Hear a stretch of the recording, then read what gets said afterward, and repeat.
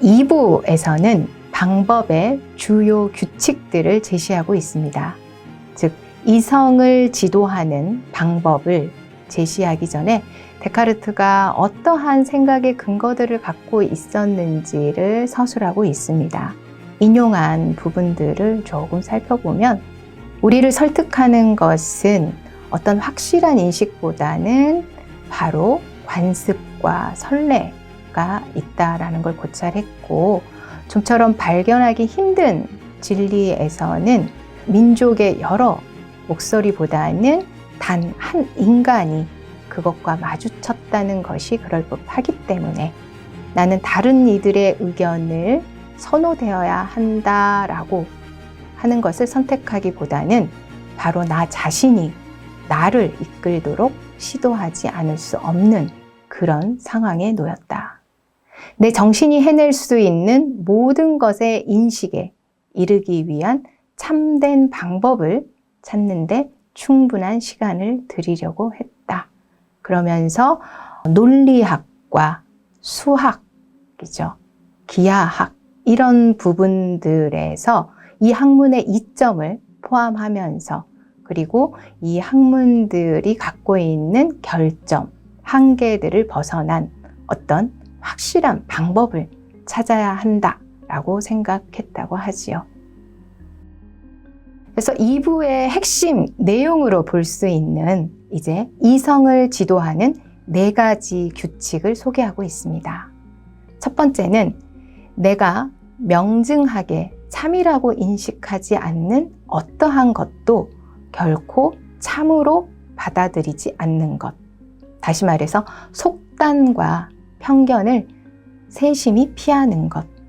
그리고 내가 의심할 어떠한 동기도 갖지 않을 만큼 명석하고 판명하게 내 정신에 나타나는 것 외에는 아무것도 내 판단에 포함시키지 않는 것. 바로 명증성의 규칙입니다. 이로써 의심할 수 없을 정도로 확실하게 진리인 것 외에는 어떤 것도 진리로 받아들이지 말자. 속단과 편견을 피하자. 이렇게 요약할 수 있고요.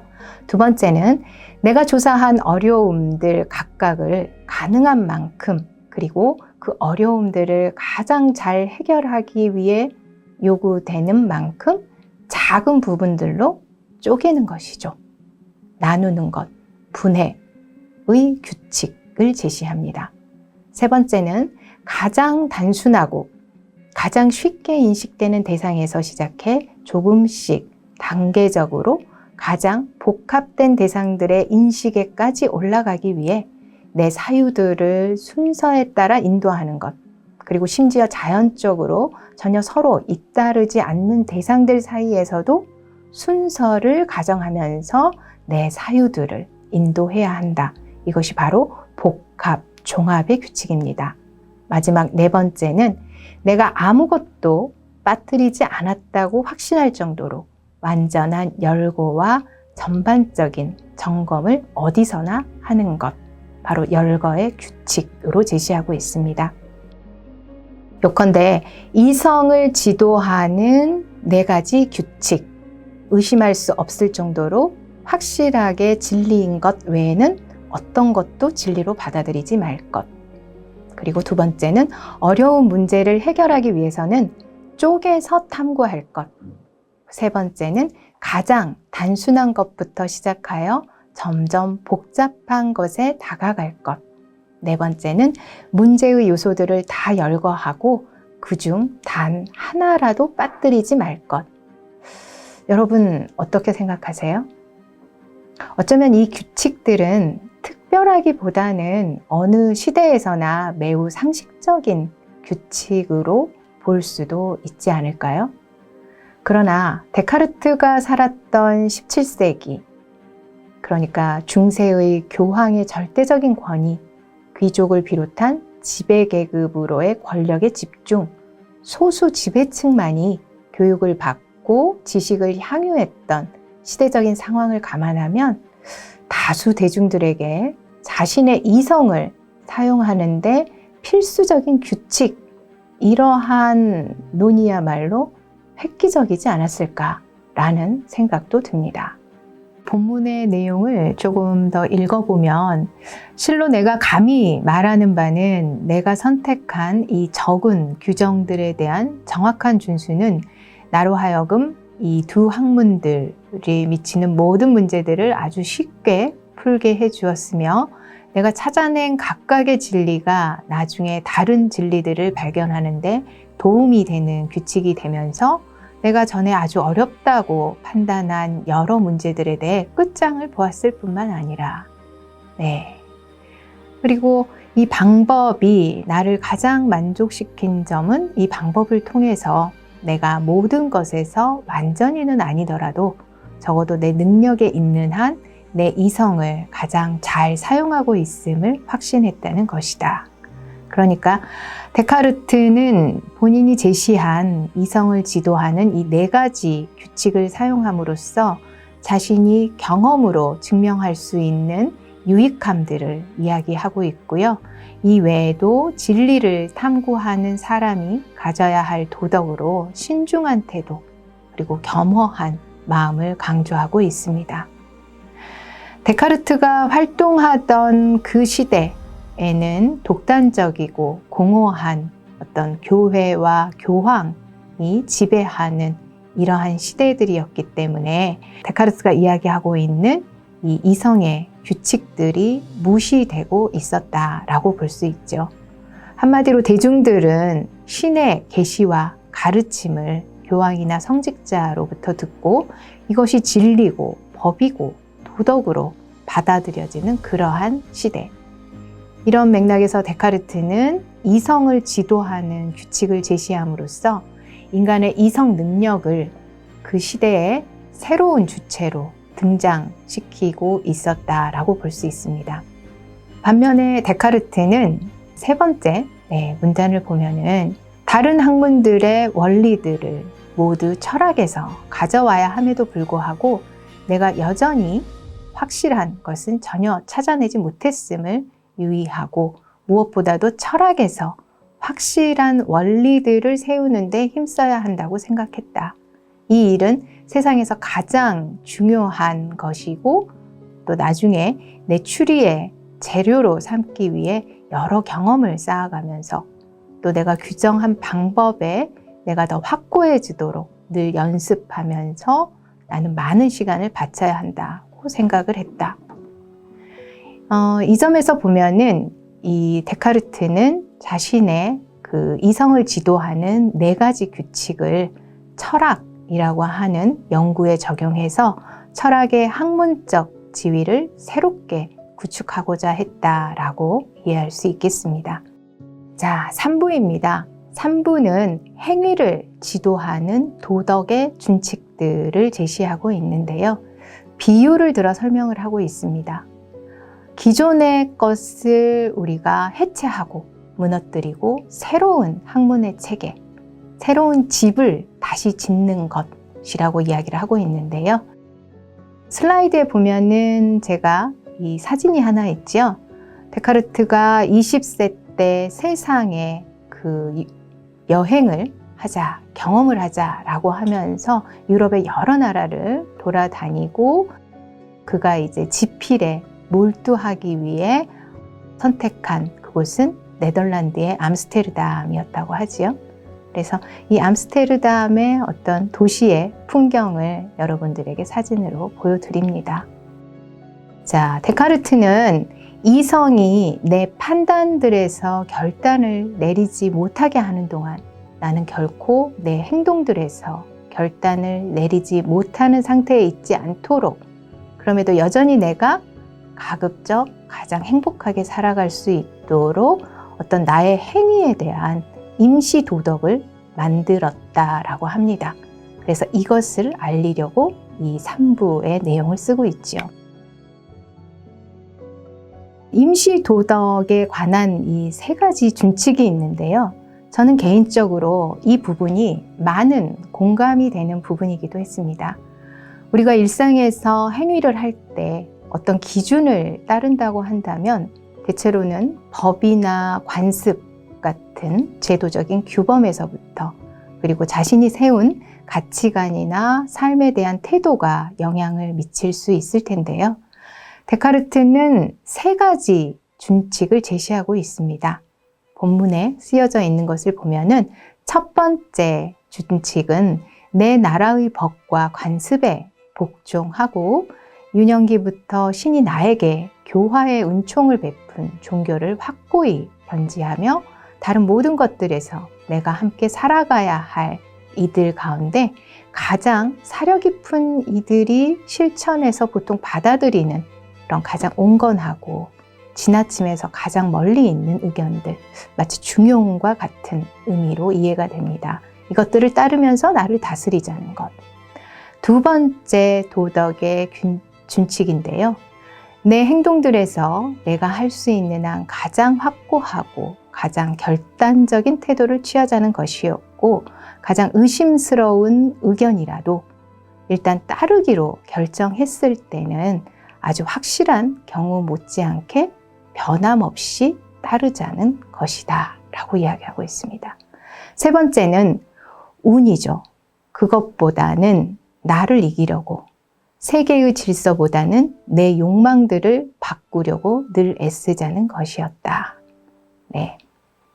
다시 말하면 이 3가지 준칙들을 따르면서 왜 우리가 이 준칙을 따르어야 하는가라는 것들에 대한 근거들을 또한 밝히고 있습니다. 첫 번째 그런 준칙에 관련해서는 우리가 이러한 준칙을 따랐을 때 온건한 의견을 실행하기가 용이할 뿐만 아니라 가장 좋은 것으로 보이고 또한 극단적인 것보다는 온건한 것을 택했을 경우가 올바른 길에서 그나마 덜 벗어날 것이기 때문이다. 두 번째 이 준칙을 따라야만 하는 그 이유들은 처음에는 어떤 것을 좋은 것으로 여기고 행하다가 나중에는 그것을 나쁜 것으로 여겨서 행하지 않는 사람들, 한마디로 우유부단한 변덕을 부리는 사람들이죠. 이들이 그러나 어떤 의심스럽다 하더라도 일단 한번 결정을 했어 라고 하면은 그것을 변함없이 따르자는 것은 바로 후회와 양심의 가책에서 벗어날 수 있기 때문이다 라고 이야기하고 있습니다. 세 번째는 우리가 운보다는 그죠? 내가 선택한 것을 그리고 나의 욕망을 바꾸려고 애쓰는 것, 이것은 바로 우리가 획득할 수 없는 것을 그저 너무나 허무맹랑한 이런 것들을 앞으로도 바라지 않을 것이며, 따라서 우리는 허무주의에서 벗어날 수 있기 때문에 이러한 도덕의 준칙들을 지키는 것이 중요하다라고 볼 수 있습니다. 끝으로 이 도덕의 결론으로 나는 내 이성을 개발하는 것에 내 삶의 전부를 바치고 나 스스로 규정한 방법을 따르면서 진리 인식에서 내가 할 수 있는 만큼 앞으로 나아가는 것을 가장 잘 할 수 있다라고 생각했다라고 합니다. 자, 이제 방법서설의 제4부입니다. 이 부분이 데카르트의 핵심 사상을 피력하는 부분인데요. 중요한 대목이 바로 첫째, 철학의 제1원리로 제시한 명제입니다. 즉, 더 이상 의심할 수 없는 명확한 진리는 바로 나는 생각한다. 그러므로 나는 존재한다는 것이고, 바로 생각하는 존재로서 인식의 주체를 인간으로 확립하고 있다는 것입니다. 둘째는 인간이라는 존재는 생각하는 존재로서 특정 공간을 차지하는 육체와 구별된다는 심신이원론입니다. 즉, 몸과 마음, 육체와 영혼을 분리하는 이론을 제시하고 있다는 것입니다.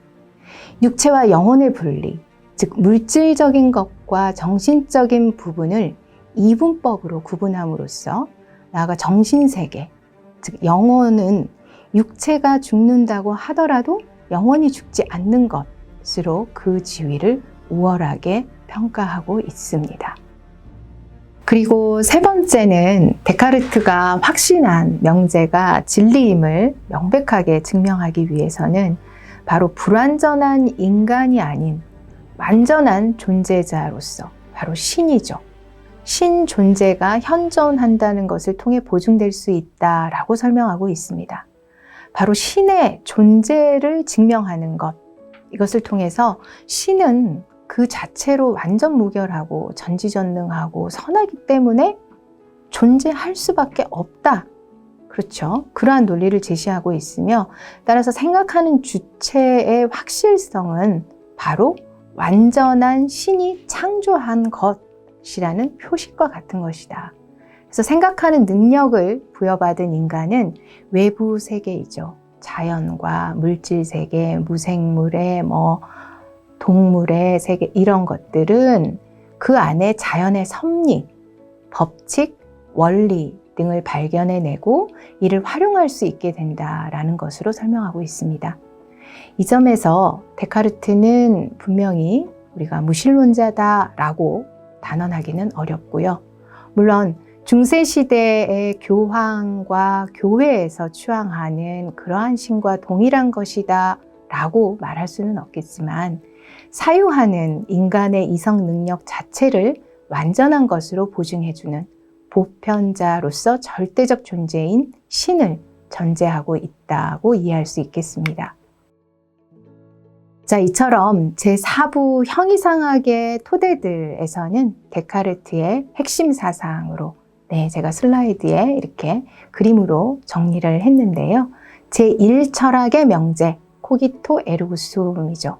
내가 생각하고 있다는 것은 확실하다. 두 번째, 심신이원론이죠. 인간의 몸과 마음은 분리되어 있다. 그리고 세 번째, 이성적 영혼을 창조한 완전한 신이 존재하기 때문에 사유하는 자아가 외부에 실제하는 객관세계의 법칙을 인식할 수 있다. 이렇게 정리할 수 있겠습니다. 그리고 이 사진이 하나 있고 옆에 보면은 데카르트가 54세 때 죽음을 맞이하면서 마지막 남긴 말이라고 하는데요. 내 영혼아, 내 포로가 된 지 오래구나. 이제 네가 감옥에서 나와 몸의 질곡으로부터 해방될 순간이 왔다. 영혼과 신체의 이 분리를 기쁨과 용기를 가지고 견디지 않으면 안 된다. 여러분 어떠신가요? 저는 이 말을 들으니까 그죠? 심신이원론이라고 주장했듯이 데카르트는 비록 자신의 육체는 죽지만, 그죠? 그리고 이 육체가 그간 감옥이지요. 이 육체라는 감옥에 갇혀 있었던 영혼이 비로소 자유롭게 되었다라는 것을 기쁨으로 이야기하고 있는 걸 볼 수 있습니다. 이걸 보니까 저도 그 서양의 위대한 철학자들 소크라테스와 임마누엘 칸트가 갑자기 떠오르는데요. 너 자신을 알라, 이러한 명제로 무지를 깨닫고 참된 지혜를 구하는 데 평생을 바쳤던 소크라테스도 독배를 마시고 죽음을 맞이했지만 결코 두려워하거나 죽음을 피하지 않았다고 하지요. 또한 80세 세상을 떠난 칸트도 좋다 라는 마지막 말을 남겼다고 합니다. 물론 데카르트가 설명하고 있듯이 인간은 육체와 영혼이 분리되어서 영혼은 영원히 죽지 않는다라는 것을 앞서 이 두 철학자들이 믿고 있었다라기보다는, 분명한 사실은 현실에서 인간의 삶은 유한성을 갖는다는 것이죠. 즉 누구나 죽기 때문에 우리는 죽음에 대한 막연한 불안과 공포에 사로잡히기보다는 어떻게 살 것인가에 집중하여 적극적이고 주체적인 어떤 삶의 태도를 갖는 것이 중요하다는 생각이 듭니다. 자, 이제 제5부입니다. 5부에서는 앞서 신에 대한 존재 증명을 통해서 신은 인간에게 이성을 심어 주었음을 확인하고 있고요. 연역적 추론을 통해서 또한 실험과 관찰을 통해서 천체, 우주, 무생물, 식물, 동물, 그리고 인간에 이르기까지, 그죠? 커다란 어떤 부분에서부터 지금 우리 당면한 인간의 삶에 이르기까지 일관성 있게 작용하는 자연의 법칙이 있다라는 것이죠. 이것들을 구체적인 논거를 통해 설명하고 있습니다. 예컨대 빛의 속성과 굴절, 열을 전달하는 물질, 중력, 밀물과 썰물, 그리고 불이 어떻게 유리죠. 유리를 만드는지, 그리고 인간의 심장 운동과 혈액순환 등을 구체적으로 제시하고 있습니다. 요컨대 신이 창조한 이성적인 영혼을 통해서 자연세계, 물질세계의 원칙을 실험과 관찰을 통해서, 그리고 여기에 그치지 않고 연역적인 추론을 통해서 명백한 어떤 명제들을 밝혀낼 수 있다라고 주장하고 있습니다. 마지막 제6부입니다. 이성의 활용을 통해서 여러 다양한 자연과학의 원리를 알게 된다면, 즉 아는 것이 힘이다 와 같이 데카르트는 그가 생각하는 학문의 목표를 유용성으로 설명하고 있습니다. 자연 법칙은 굉장히 명증하기 때문에 진리의 발견을 통해서 인간은 질병의 고통에서도 벗어날 수 있고요. 따라서 수명이 연장됨으로써 비로소 인간의 행복을 실현하고 이것이 나아가 공동선을 이루게 될 것이라는 상당히 낙관적인 전망을 하고 있습니다. 그러면서도 자신의 경우에는 진리를 탐구하는 과정은 고통을 수반하는 과정이었다라고 피력하고 있습니다.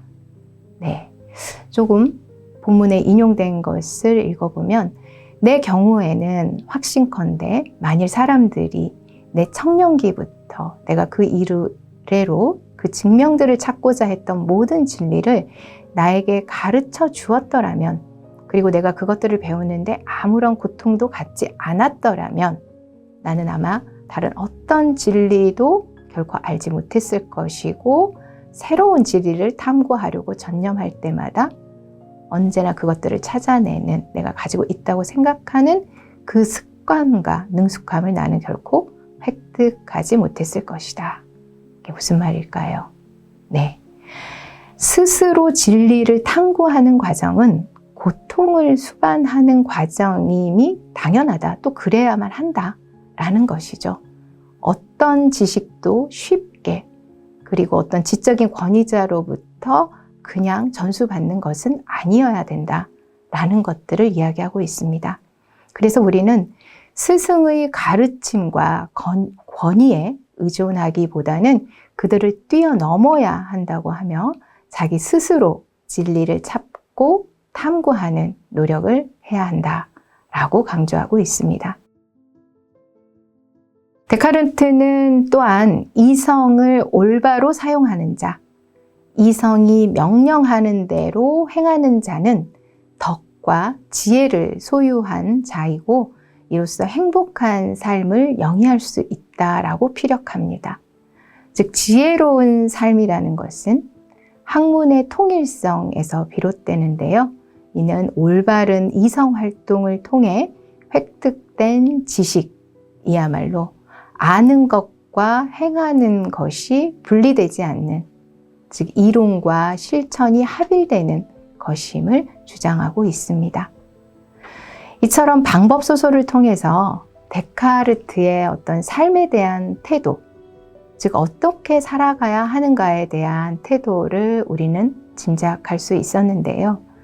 참된 이성을 활용하는 사람들은 무엇보다도 자신의 발전을 위해 힘쓰는 것이 바로 주체적인 어떤 삶이라는 메시지를 남긴 것이라고 생각합니다. 자, 이제 지금까지 살펴본 데카르트의 방법 소설을 통해서 여러분들에게 생각해 볼 질문을 드리고자 하는데요. AI 시대에 생각하는 주체로서 인간은 어떻게 공존해야 하는가? 네, 이것과 관련해서 두 가지 질문을 여러분들에게 제시하고 여러분들은 이 질문에 대해서 나는 어떻게 생각하는지 그 생각들을 곰곰이 정리해 보시길 바랍니다. 첫 번째 질문은 그렇습니다. 크게 의심하면 크게 깨닫는다. 네, 데카르트의 방법적 회의에서 하고 있는 바로 그 부분이죠. 이것들을 통해서 우리는 무엇을 통찰할 수 있을까? 내가 살아가면서 그리고 어떤 진리와 지식 그리고 부딪히는 문제들을 해결하고자 할 때 명증하게 참이라고 인식한 것 외에는 그 어떤 것도 참된 것으로 받아들이지 말 것. 그리고 단 한 번이라도 우리를 속인 일이 있는 것에 대해서는 결코 전폭적으로 신뢰하지 말 것. 이런 것들을 보면 여러분들은 어떤 생각이 드실까요? 우리가 확실한 것, 명확한 해결 방법을 추구하는데 문제 해결 능력? 뭐 이런 것들을 갖추는 데 있어서 가장 기본이 되어야 할 것은 어쩌면 비판적인 사고, 그죠? 기존의 것을 있는 그대로 받아들이는 순응하는 태도보다는 왜 그것이 문제인지 그리고 왜 그것을 문제로 제시하고 있는지 의심해 보는 그러한 모습이 필요하지 않을까 생각합니다. 두 번째 보면 오늘날 지식정보 사회이죠. 그래서 인터넷으로 모든 지식과 정보들을 검색하고 챗GPT 뭐 이런 대표적으로 같은 AI를 활용하고 다양한 디지털 콘텐츠 등이 그야말로 넘쳐나고 있습니다. 그래서 새로운 지식을 생성할 수 있는 도구들의 기술 발전이 급속하게 이루어지고 있는데요. 과거 산업화 초기에 인간의 노동력을 대체하는 기술 발전을 넘어서서 이제는 인간의 사고 능력을 대신하는 인공지능 기술이 확산되는 시대를 살아가고 있습니다. 이러한 시대에 우리가 오늘 살펴본 데카르트가 이야기하고 있는 새로운 지식을 탐구하고 학문 체계를 재구축하기 위해서 설정한 이성을 연마하는 4가지 규칙 생각나시죠? 명증성의 규칙, 분해의 규칙, 종합의 규칙, 열거의 규칙. 이런 것들이 과연 오늘날에도 유효한 것일까? 아니면 과거의 유물에 불과한 것일까? 여러분들은 어떻게 생각하시나요? 마지막입니다. 제가 이 수업을 준비하면서 참고한 자료들인데요. 이 책은 우리 도서관에 비치되어 있기 때문에 방법서설, 이거를 보고 이 안에는 이현복 선생님이 르네 데카르트의 어떤 사상들을 이해하는 데 도움이 될 만한 본인의 어떤 이제 짧은 논문들도 수록하고 있고 방법서설의 자세한 주해조, 각주들 또한 제시하고 있습니다. 많은 도움이 되실 걸로 보고 그 다음에 제가 여러분들에게 추천하는 책입니다. 김필령, 김주성 그림이니까 이거는 웹툰 같은 것인데요. 5분 뚝딱 철학, 순한 맛이라고 해서 서양의 그런 철학사들을 웹툰으로, 그죠? 만화로 이렇게 설명하고 있는 그 핵심들을 소개하고 있는 아주 재미있게 볼 수 있는 책입니다. 그리고 이 3가지는 지금 현재 대학에서 철학을 강의하고 있는 전문 교수님들이죠.